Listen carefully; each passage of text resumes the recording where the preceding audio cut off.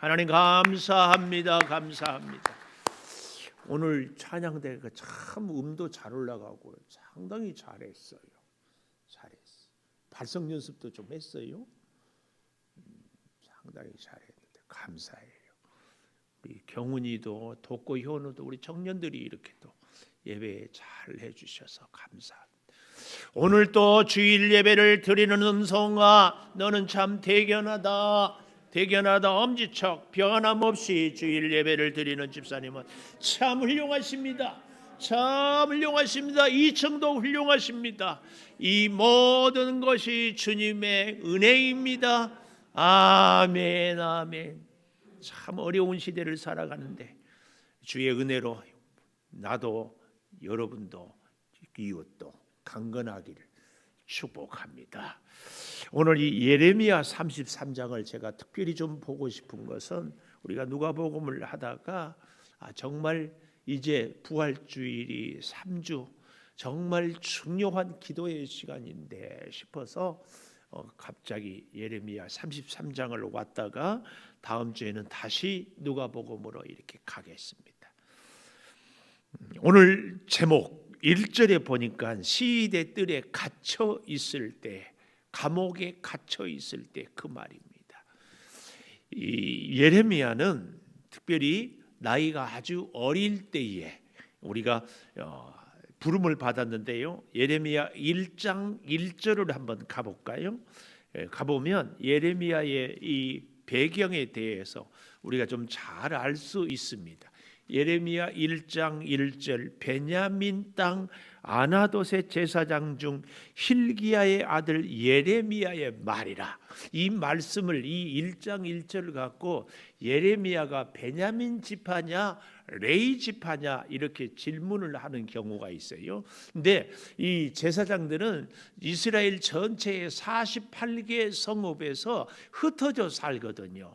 그래서 그 성읍에 사는 지파들을 제사장 혹은 레위 지파들이 믿음으로 잘 살 수 있도록, 하나님께 예배를 잘 드릴 수 있도록 도와주고 가르치고 영적으로 보살피는 이런 일들. 그래서 원래는 이 레위가 아버지 야곱에게 저주를 받아서 너희는 흩어져 살 것이라 그랬는데, 오히려 레위 후손이 우상을 섬기는 금송아지 사건에 하나님의 편으로 섬으로 인하여서요 흩어지긴 하는데 저주가 아니라 축복의 통로로 레위 지파가 탁 섭니다. 그래서요 우리가 믿음으로 살아가는 인생은 하나님께서 놀랍게 이렇게 역전시켜주는 일들이 참 많습니다. 자, 그런데요 이 예레미야는 레위 지파, 제사장 지파다. 그런데 이 아나돗이라, 오늘 여기 1절에 아나돗은 유다 지파 중에서 가장 북쪽에 있는 누가 사는 동네인가 하면은 반역을 저지르고 귀양 가서 사는 사람들의 동네가 아나돗이. 제 고향이 해남인데 해남, 강진, 저 제주도, 저 물릉도 이런 데는요 반역을 한 사람들이 살았던데, 이런 사람 멀리 바로 이 아나돗도 바로 그런 동네였다. 그런데 그러면은 이 예레미야가 왜 거기 아나돗에 가서 살게 되었는가? 역사적으로 살펴보면 다윗 임금 시절에 참 훌륭했던 제사장 중에 한 명이 아비아달이라고 있었습니다. 근데 다윗의 아들이 여러 명이었잖아요. 그 중에 맏아들 암논은 압살롬한테 살해를 당하고, 압살롬도 나중에 반역을 일으키고, 그 다음 순서가 차례차례 가보면 이 아도니아라는 이 아들이 이제 왕이 될 줄 알았어요. 그런데 아버지 다윗이 나이가 많아도 우리로 말하면 세자 책봉을 안 하는 거예요. 내가 왕이 돼야 되는데. 그래서 이 아도니아가 반역을 일으킵니다. 그리고 솔로몬을 제거하고 왕이 되려고 하는데 다윗은 그게 뜻이 아니었거든요. 그래서 이 솔로몬을 왕을 세우고 솔로몬이 왕이 되고 나서 이 아도니아를 처벌을 하죠. 근데 그 아도니아의 편에 서서 아도니아를 도왔던 제사장이 이 아비아달이 바로 예레미야의 손조다. 그래서 아나돗에 와서 귀양살이 하면서 살았어요. 근데 이때 나이가 대략 20세 전후, 제사장이 되려면 나이가 몇 살이 되어야 하는가 하면은 최소한 30세, 물론 나중에 와서는 뭐 25세로 내려오기도 하지만 30세. 그래서 아직도 우리 교회 전통이 목사 되려면 30세 돼야 돼. 특별히 30세 되기 전에 목사가 되는 특별한 경우가 있는데, 군인 목사님으로 이제 갈 때 군목 시험 보고 군목 시험에 합격해서 군인에 가면 사람들은 조금 30세가 안 돼도 목사 안수를 해서 군에 보내기도 합니다만은 정상적으로는 30이 돼야. 근데 이 예레미야는 20세 잘해야 21, 2살 혹은 19, 18 뭐 이 정도 때에 하나님이 부르심을 받았다. 그래서 오늘 여기 본문에 보면은 나와 있지는 않지만 오늘 1장 6절에 보면 이런 말이 나와요. 내가 이르되 슬프도소이다 주 여호와여 보소서, 나는 아이라 말할 줄을 못하나이다. 말할 줄을 못하나이다. 왜요? 아이라고.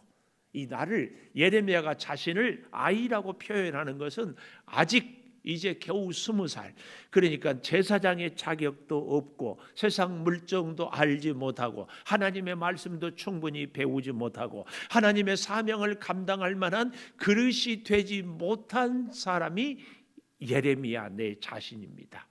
이 얘기예요. 이 얘기. 예레미야가 볼 때에 당시에 예루살렘에 가문이 쟁쟁하고 연세가 지긋해서 성경적으로 참으로 깊이 있는 제사장들, 학자들, 서기관들이 있을 것이고, 또 가문이 참 좋아서 잘 배운 그런 제사장들, 하나님의 사람들도 많을 건데 왜 하필이면 나같이 나이도 어리고 가문도 기울어지고 배운 것도 없고 경험도 없는 나를 이렇게 쓰십니까? 이런 질문이 생기고, 그래서 자신도 없는 거죠. 오늘 특별히 1장 2절부터 이 예레미야의 배경을 조금만 더 보고 다시 본문으로 가보겠습니다. 1장 2절에 보면 아몬의 아들 유다 왕 요시야, 이 아몬은 참 악한 왕 중에 하나인데 놀랍게도 그 아들 요시야는 나이 8살에 왕이 됐는데도 아주 성심성의껏 하나님을 섬기고 귀한 왕의 자리에 있는 이 요시야 왕이 다스린 지 13년에 여호와의 말씀이 예레미야에게 임하였다. 그리고 그때로부터 요시야 아들의 유다의 왕 여호야김 시대부터, 잘 보십시오. 여기 요시야의 아들 유다의 왕 여호야김 시대, 그러면은 그 다음 왕은 요시야의 손자 여호야김의 아들이 왕이 돼야 맞잖아요. 그런데 보십시오. 또 요시야의 아들 유다의 왕 시드기야 11년까지 곧 5월에 예루살렘이 사로잡혀 가기까지 임하니라. 우리도 단종 삼촌 세조가 단종을 축출하고 왕이 되는 것처럼요, 당시에 바벨론이 이 유다를 쥐락펴락하면서 왕을 마음에 안 들면 바벨론으로 끌고 가고, 다른 왕을 세웠다가 또 마음에 안 들면 다른 왕으로 바꾸고, 이런 일들을 하는 정말 유다 왕조의 마지막 말기에 이 비극이 요 한 줄에 딱 보이는 거예요. 바로 이렇게 어려운 시대에, 그러니까 예레미야가 부름을 받았을 때는 요시야 왕이라는 귀한 왕이 있었지만 그때 이미 하나님은 예레미야에게 유다의 앞날에 대해서 예언하고 있습니다. 그래서요, 믿음의 귀한 사람들, 하나님의 일꾼들, 선지자들은 오늘 현실을 살면서도 늘 미래를 살아요. 이게 참 지혜로운 사람들이에요. 제가 비 중에 제일 좋은 비가 준비라고 하지 않았어요? 우리의 미래를, 우리의 앞날을, 우리의 앞으로 되어질 일을 준비하고 살아가는 분들이 지혜로운 사람인데, 하나님의 사람들은 항상 시대를 앞서 살아요. 그래서 오늘 이 예레미야도 보면은 그가 부름받을 20세 때는 나라가 위태롭지만 그래도 요시야 임금으로 인해서 안정됐는데, 벌써 하나님은 이 유대 나라의 앞날을 염두에 두고 예레미야에게 예언을 하게 해서 하나님의 말씀에 듣고 순종해서 위기를, 국난을 극복하기를 원하는데 사람들이 말을 안 듣는 겁니다. 그래서 예레미야가 계속, 예레미야 5장에 보면은 예루살렘 성을 다니면서 의인 한 사람을 찾으라고 그러거든요. 한 사람을 찾지를 못해. 그래서 이 예레미야의 별명이 눈물의 선지자입니다. 통곡의 선지자. 나이는 어리고 경험은 없고 두려운데, 말을 할 줄 모르는데 외치면 한 사람이라도 들어야 되는데 듣지 않아.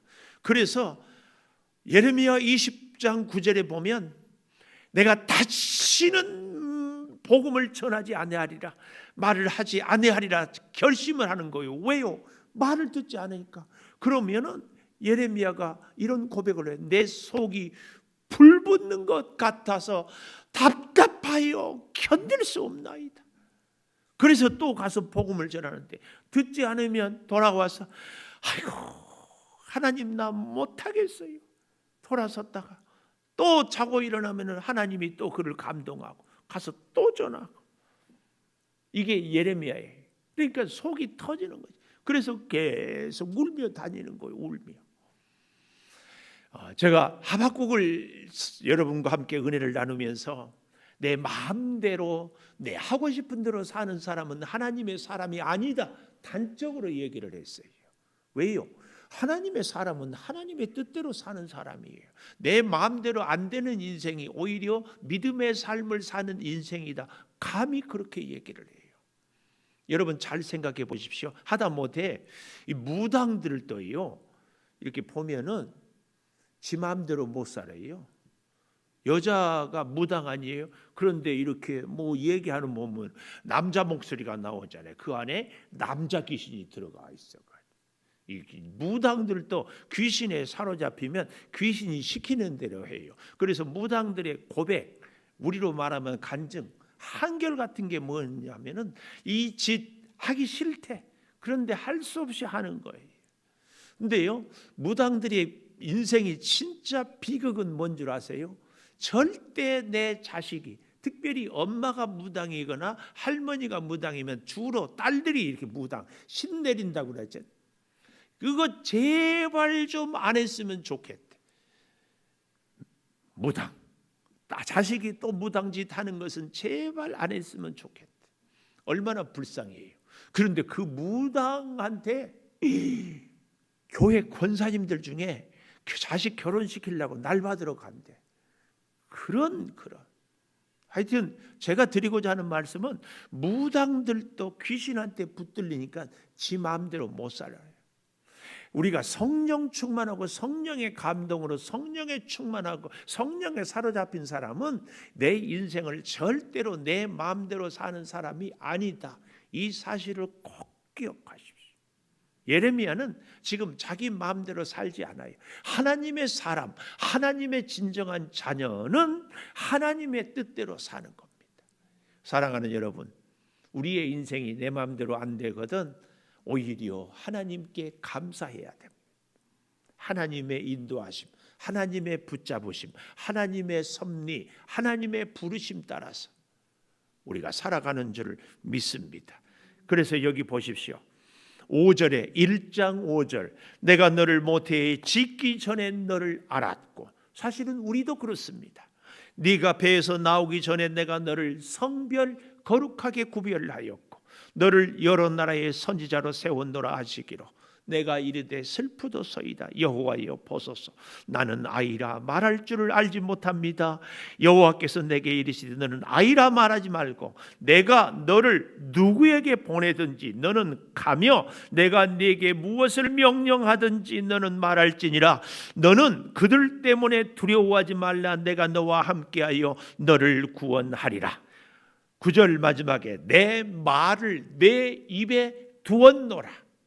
이것이 하나님이 예레미야를 부르신 소명입니다. 하나님의 말을 예레미야 입에 두었고 사람들이 무섭고 여러 가지 일들이 어렵고 도저히 할 수 없다고 해도 너는 두려워하지 말라. 왜요? 내가 너와 함께한다. 내가 내 말을 내 입에 두었다. 오늘 우리에게도 하나님은 똑같이 말씀을 주십니다. 코로나의 위기 어렵다. 여러 가지로 사업이 힘들다. 내 몸이 약하다.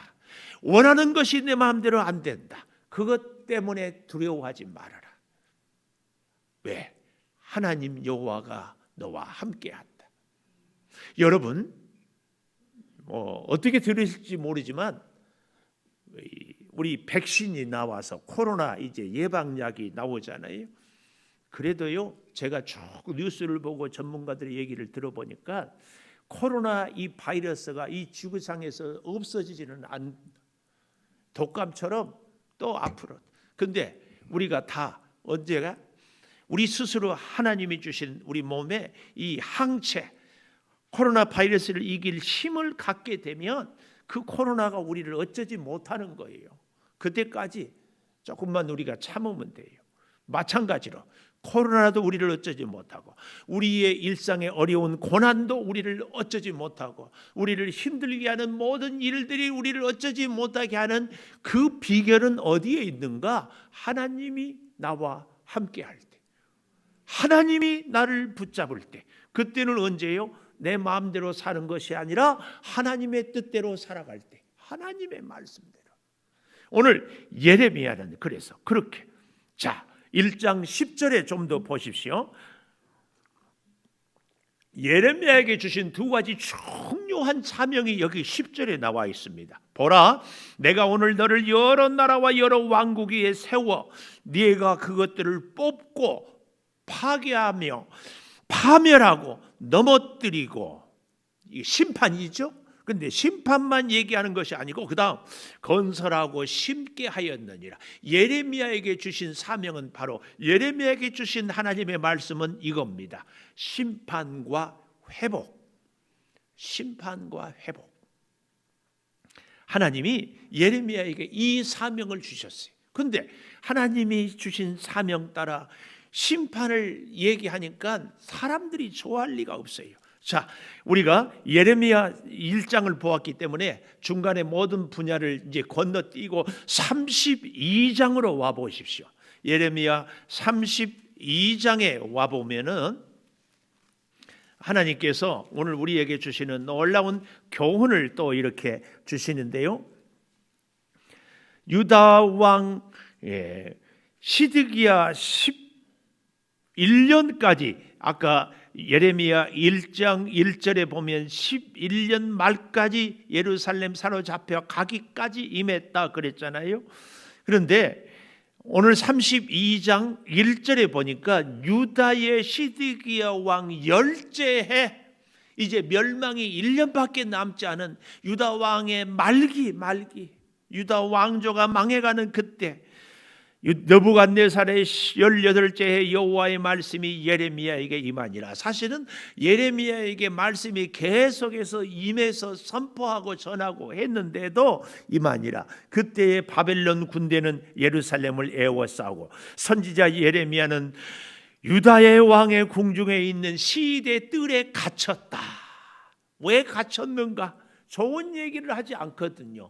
바벨론이 침략해 와서 사방을 에워싸면은, 사랑하는 동포 여러분, 힘내십시오. 하나님이 우리와 함께합니다. 우리가 싸우면 우리가 적을 물리칠 수 있습니다. 자, 전쟁을 준비하고 우리 한 마음이 됩시다. 이렇게 선포해야 되는데 예레미야는 뭐라고 그래요? 우리는 바벨론에 망합니다. 우리는 바벨론의 포로로 끌려가야 됩니다. 그러니 우리가 바벨론에 항복합시다. 그래야 우리가 사는 길입니다. 그러니 누가 예레미야를 좋아라 하겠어요? 그 얘기를 듣는 왕이, 아니 그 얘기를 듣는 신하들이 이 예레미야를 그 소리 더 이상 못하게 시대 뜰에 가두어 버리는 거예요. 그런데 여러분, 그거 아세요? 시대 뜰에 가두는 것이 예레미야의 자유를 구속하는 것 같지만 한편으로는 그것이 예레미야를 살리는 길이에요. 왜요? 자꾸 듣기 싫은 소리, 기분 나쁜 소리를 하는데 예레미야는 호위병이 있는 것도 아니거든요. 사람과 같이 다니는 것도 아니에요. 혼자 다녀. 그러니까 기분 나쁘고 듣기 싫어. 여러 사람들, 백성들의 힘이, 용기가, 의욕이 점점 빠지니까 나라를 위해서 이 예레미야를 암살을 당할 수도 있어요. 그런데 오히려 감옥에 갇힘으로 예레미야가 보호를 받는 겁니다.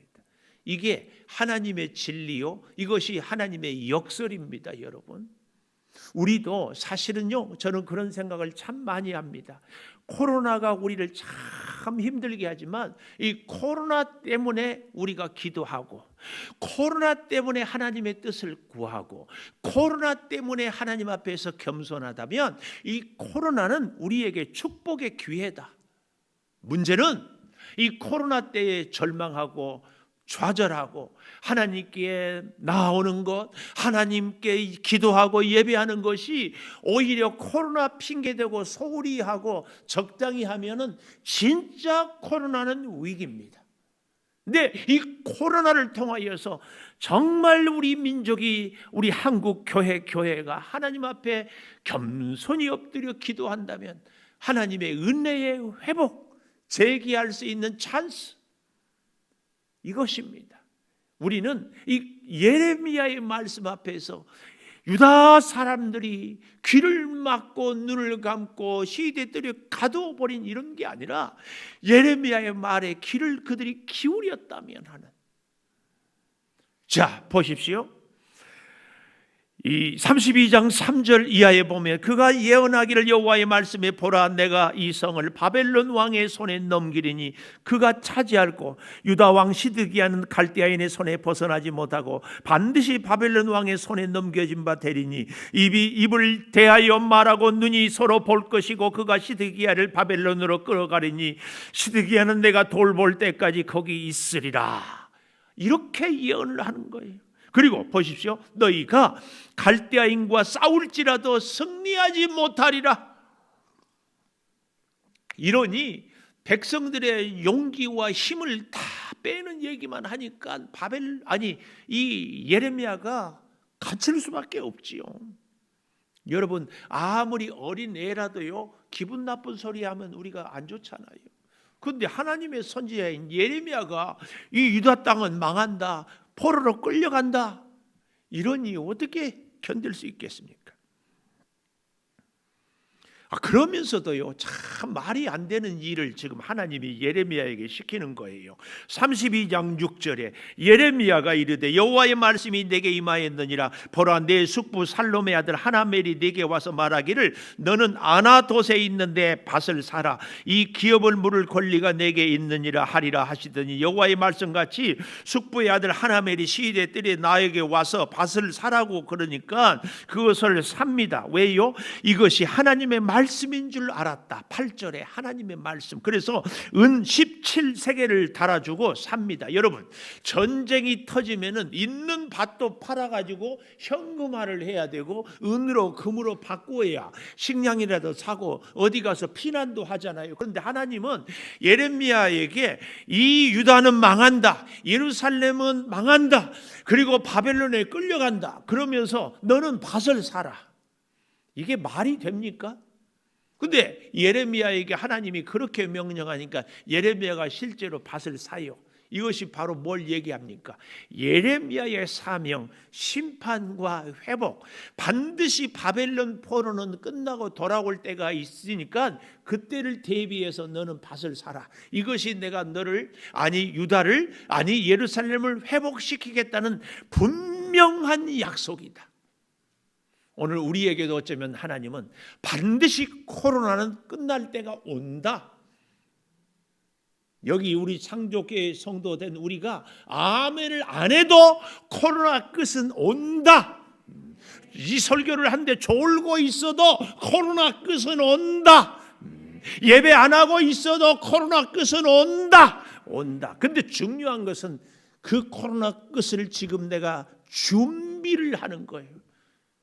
무엇으로 준비하겠습니까? 자본으로 준비하겠습니까? 건강으로 준비하겠습니까? 여러분, 지식으로 준비하겠습니까? 좋습니다. 준비하십시오. 제가 그래서 여러분에게 오래전에 그런 얘기 하지 않았어요? 이 코로나 시대에 세 가지 역을 갖자. 체력, 또 저력. 체력은 우리의 건강이라면 저력은 뭐라고 했어요? 문제를 해결하는 능력. 또 한 가지 중요한 거, 영역을 갖자. 진짜 영역. 영적인 파워를 이 코로나 시대에 우리가 가져야 돼.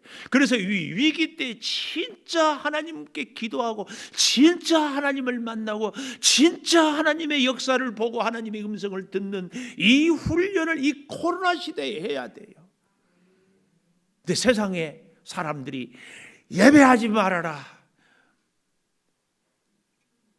말이 됩니까? 영상으로 예배도 좋습니다. 어떤 자리에도 예배는 좋습니다. 그러나 할 수 있으면 우리가 하나님께 나오는 것은 더 좋습니다. 적당히 예배 드리면은 우리의 영이요 적당히 망합니다. 저는 신앙생활에 참 위험한 게 적당이에요. 최선이 아닌 차선은 정말 위험합니다. 신앙생활에 항상 최선이 하나님이 돼야 돼요. 이것 저것 해보다가 안 되면 하나님, 목사인 저도요 그럴 때가 참 많아요. 단순하게 쉽게 뭐 하다가 아니에요. 다시 우리가 기억하고 깨어져야 돼요. 항상 하나님. 이 예레미야가 그래서요 실제로 참 중요한 것이 밭을 사잖아요. 우리는 하나님의 말씀을 따라서 선포하고 그리고 어떻게 합니까? 시대 뜰에 갇혀요. 근데 하나님이 너 밭을 사라. 이럴 때 이제 하나님 밭을 사기는 살 텐데요. 일단 나를 이 시대 뜰에서 나가게 해주세요. 구출해 주세요. 그래야 밭을 사겠습니다. 그래야 하나님 살아있는 것 알지요. 우리는 늘 이렇게 기도하죠. 그렇지 않나요? 하나님 나 몸이 아파요. 건강 회복해 주세요. 그러면 진짜 하나님 살아계신 믿겠습니다. 하나님 내 사업이 지금 너무 어려워요. 사업 좀 잘 되게 해주세요. 그러면 하나님 잘 믿겠습니다. 우리는 늘 그러잖아요. 그런데 예레미야에게는 시대 뜰에 갇혀 있어요. 자, 그러고 보십시오. 하나님이 말씀하는 것은 32장 38절 그들은 내 백성이 되겠고 나는 그들의 하나님이 될 것이며 여전히 감옥에 갇혀 있는데 지금 미래에 이루어질 말씀을 하고 있는 거예요.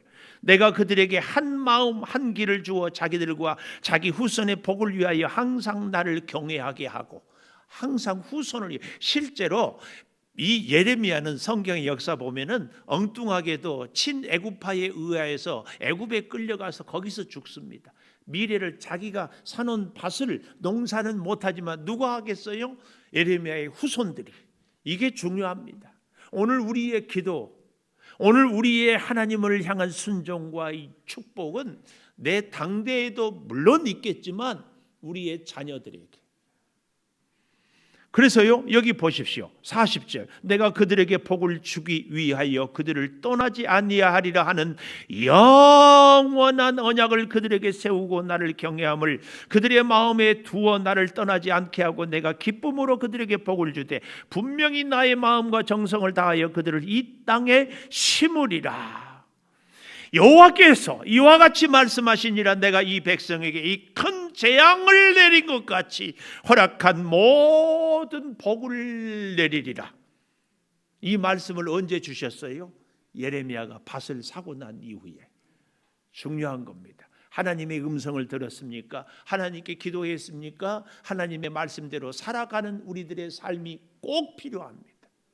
기도는 하고 말씀은 들었는데 하나님 밭은 못 사겠습니다. 이게 오늘 우리의 신앙생활의 많은 딜레마예요.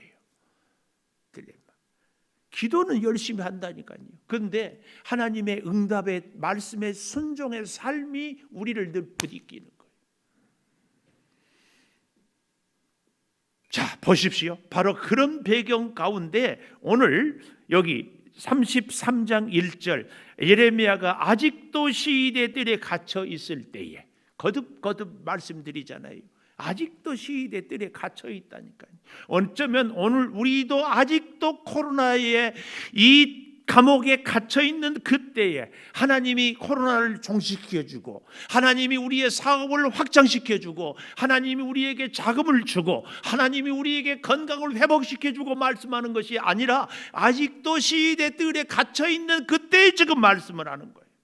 여호와의 말씀이 그에게 두 번째 임하니라. 감옥에 갇혀 있을 때 첫 번째 32장의 말씀에 있고 33장의 두 번째 말씀. 상황은 달라진 것이 하나도 없어요. 내 주변의 모든 것들은 여전히 암담한 현실이에요.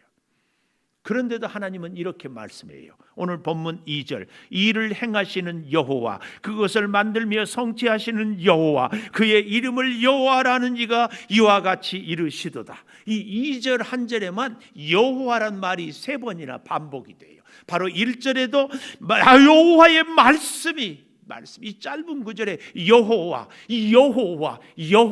이건 뭘 의미합니까? 일을 만들고 일을 행하고 일을 성취하는 분은 예레미야, 네가 아니고 저 강한 바벨론이 아니고 나 여호와 하나님이다.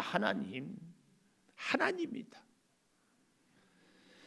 사랑하는 여러분, 우리가 믿음이 있든 없든 그래도 지난 날을 돌이켜 보면 한 가지 분명한 사실은 내 능력보다, 내 믿음보다, 내 마음 쓰는 것보다는 그래도요 하나님의 은혜가 훨씬 더 많지 않았습니까?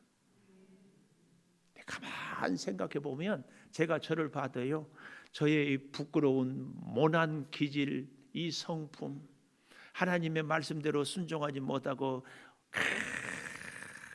또 제 성격이 보통이 아니잖아요. 그렇죠? 뭘 그래?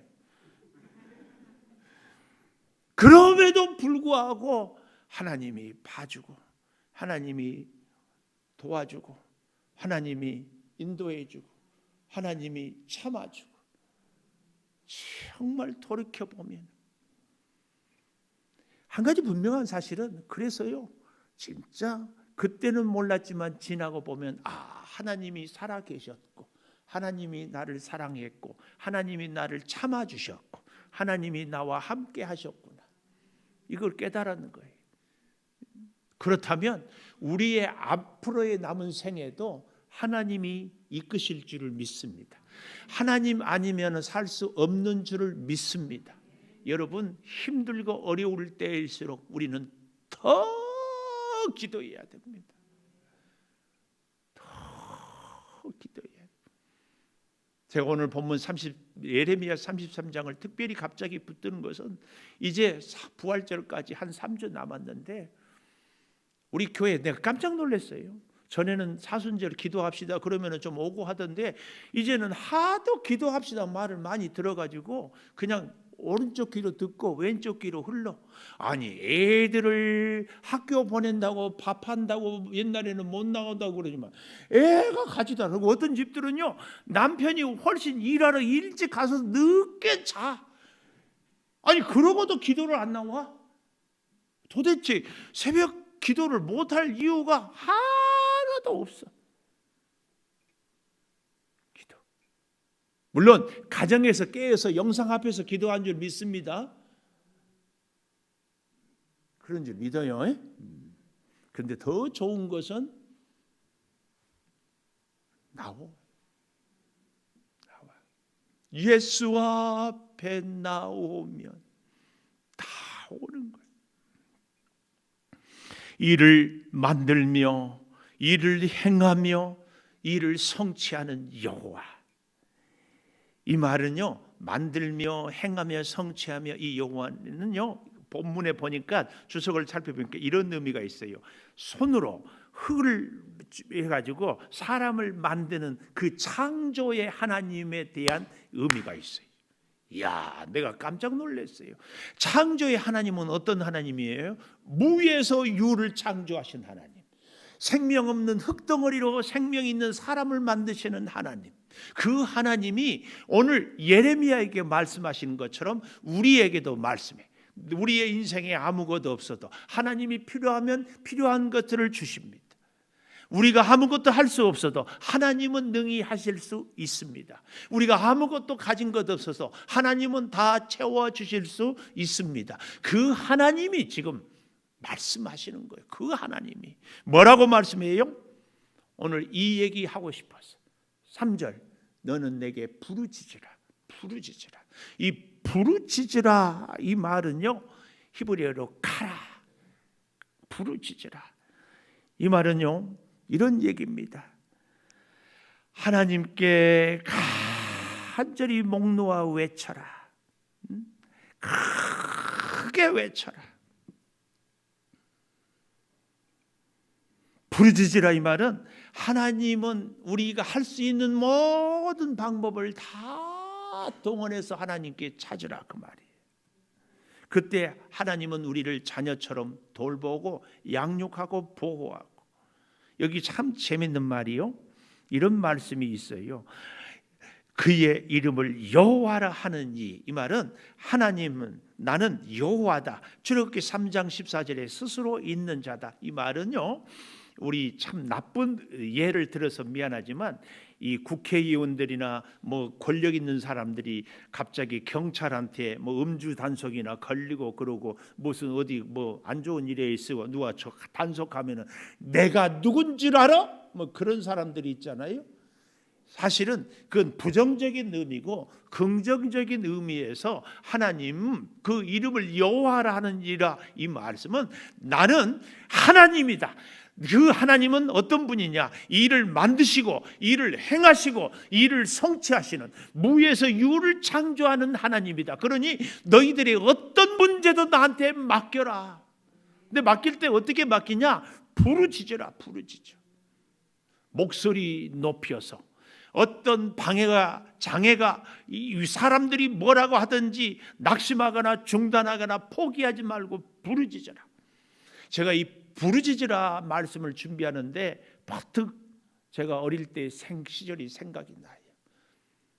그 제 어릴 때요 70년대 80년대는요 기도원 가서 기도하다가요 목이 쉬었어요.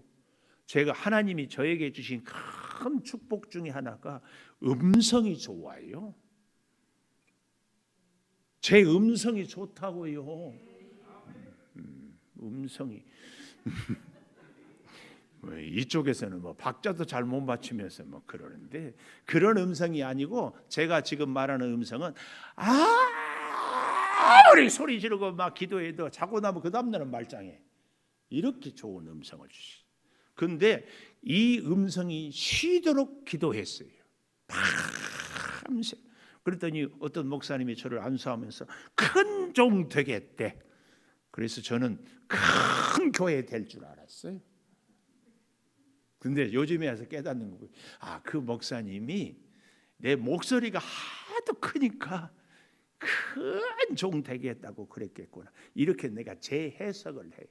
그리고 또 한 가지 하나님 앞에서 큰 종 작은 종은 없습니다.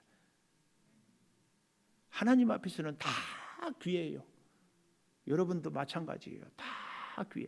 교회가 큰 교회 작은 교회가 하나님 앞에 어디 있어요? 다 하나님 앞에 귀하지.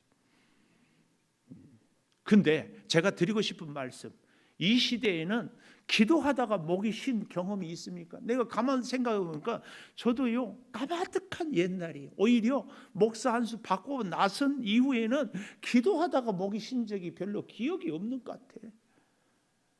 여러분은 어떤가요? 이 시대의 진정 기도의 야성이 우리에게 아직 남아 있습니까? 기도의 인생을 걸고 기도의 생명을 걸고 기도에 내 건강을 걸고 기도에 내 사업을 걸고 기도에 내 자녀를 걸어본 적이 있습니까? 옛날에는 그래서 옛날에는. 지금은 몸 아프면 약 먹고 몸 아프면 병원 가. 그래도 오늘 참 그래도 내가 감사한 게 우리 김형연 집사님이 전화가 왔어. 아까 9시 예배 끝나고. 왜요 집사님? 목사님 지금 제가 너무 몸이 아파요. 어디가 아파요? 평모병원에 입원했는데요. 콩팥이 안 좋아서 몸이 부었어요. 기도해 주세요. 네, 힘내세요. 제가 기도합니다. 그래도요, 아프다고 기도 부탁하는 믿음은 그래도 괜찮아. 기도도 부탁 안 해. 아프면 병원 의사가 치료하지 무슨 하나님이 치료하냐고. 우리 다 그러고 있지 않나요? 근데 여러분 잊지 마십시오. 의사가 꼬매내면은 뭐 의사가 붙이는 줄 아세요? 하나님이 우리에게 주신 몸 세포가 지들이 알아서 붙이지. 의사가 주면 약만 주지 그 면역력은. 제가 그래서요 우리 교회 식구들한테도 허리가 아프고 어디 다리가 정다면은 제발 병원만 가지 말고 꼭 운동하기를 부탁드려요. 증상 완화 이것은 약이고 치료는 하나님이에요. 치료 받으려면 허리 아픈 데는 운동을 해야 돼. 그래야 하나님이 치료하지. 병원, 이 병원 저 병원, 오늘은 이 병원 내일은 저 병원. 세상에 순례할 데가 없어서 병원 순례하고 있어. 그래서 이 병원 가면 의사가 말 부드럽게 하더라, 저 병원 가면 의사가 고약하더라. 뭐 그런 거 상관하고 있어요. 하나님께 맡겨야지. 기본적인 것만 하고 하나님 기도의 야성을 좀 회복했으면 좋겠어요. 부르짖으라. 왜 부르짖어야 되는가? 그 다음에 그 답이 나와요. 여기 보십시오. 내가 내게 응답하겠고. 응답. 하나님이 응답을 해줘야지. 우리의 기도의 응답은 하나님만이 할 수 있습니다. 하나님이 응답을 어떻게 해요? 그 다음 보십시오. 네가 알지 못하는 크고 은밀한 일을 내게 보이리라. 크고 은밀한 일.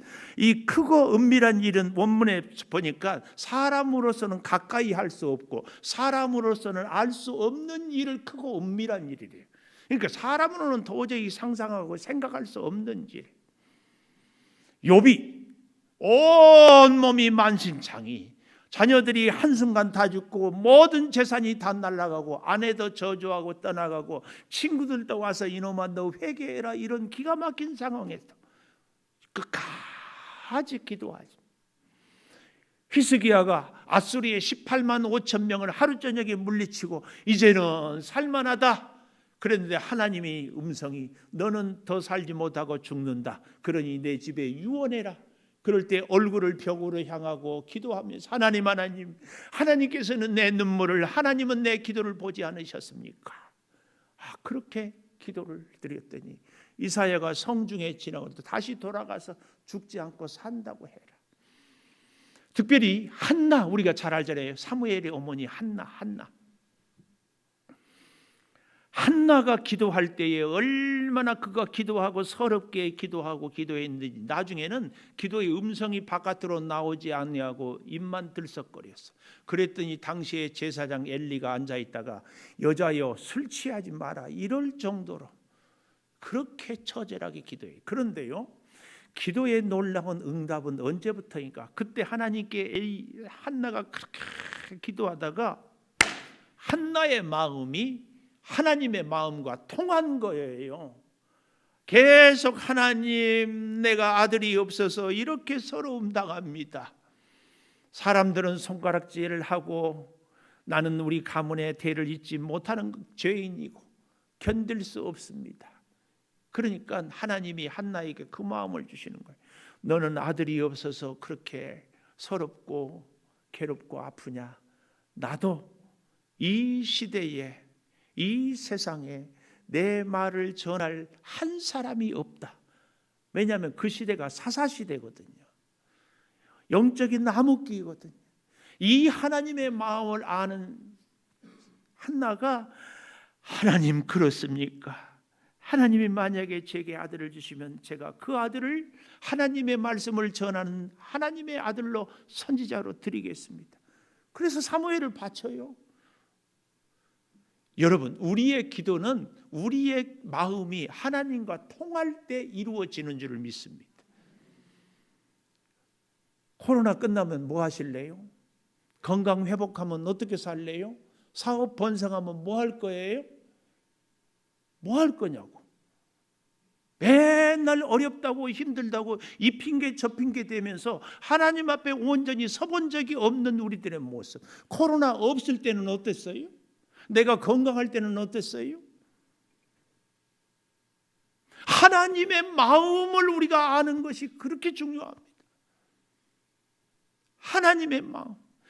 코로나를 줘도 하나님 앞에 가까이 올 줄 알았더니만 오히려 더 멀리 가버리고, 하나님의 말씀은 듣는 둥 마는 둥 하면서 매스컴에서 뭐라고 하면은 그 말은 아주 정신없이 잘 듣고, 이 땅의 삶도 중요하지만 영원한 하나님의 나라도 분명히 기억해야 되는데 이 세상이 전부인 것처럼 살아가는, 그것도 세상 사람이 아닌 하나님의 사람들, 기가 막히잖아요.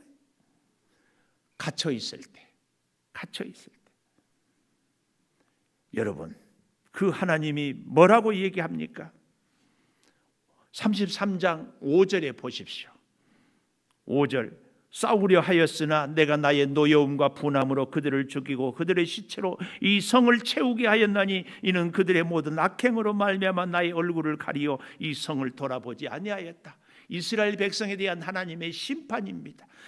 6절, 그러나 보라 내가 이 성읍을 치료하며 고쳐 낫게 하고 평안과 진실이 풍성함을 그들에게 나타낼 것이며 내가 유다의 포로와 이스라엘의 포로를 돌아오게 하여 그들을 처음과 같이 세울 것이며 내가 그들을 내게 범한 그 모든 죄악에서 정하게 하며 그들이 내게 범하며 행한 모든 죄악을 사할 것이라.